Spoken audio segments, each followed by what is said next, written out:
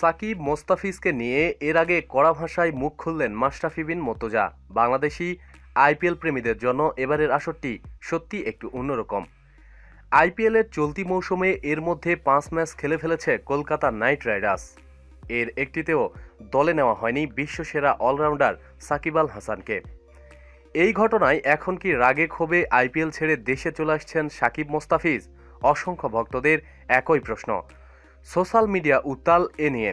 গত মৌসুমের সানরাইজার্স হায়দ্রাবাদের শিরোপা জয়ের গুরুত্বপূর্ণ ভূমিকা রাখা মোস্তাফিজকেও নেওয়া হয়নি কলকাতার বিপক্ষে। এক ম্যাচ খারাপ করায় পরবর্তী ম্যাচেই তাকে একাদশে নেয়নি টিম ম্যানেজমেন্ট। হায়দ্রাবাদের প্রথম 2 ম্যাচে অনুপস্থিত ছিলেন মোস্তাফিজ। শ্রীলঙ্কা সফর শেষে গিয়েই একাদশে জায়গা করে নেন কাটার মাস্টার। মুম্বাই ইন্ডিয়ান্সের বিপক্ষে 2.4 ওভারেই 34 রান দিয়ে উইকেট শূন্য ছিলেন মোস্তাফিজ। তাতেই মোস্তাফিজের ওপর আস্থা হারায় হায়দ্রাবাদ। গত মৌসুমে যার কল্যাণেই শিরোপা জিতেছিল হায়দ্রাবাদ, সেই তাকেই কিনা এক ম্যাচের পারফরম্যান্সে মূল্যায়ন করা হলো। প্রতিদিন সব খবরাখবরের জন্য সাথেই থাকুন এবং সাবস্ক্রাইব করুন। ধন্যবাদ।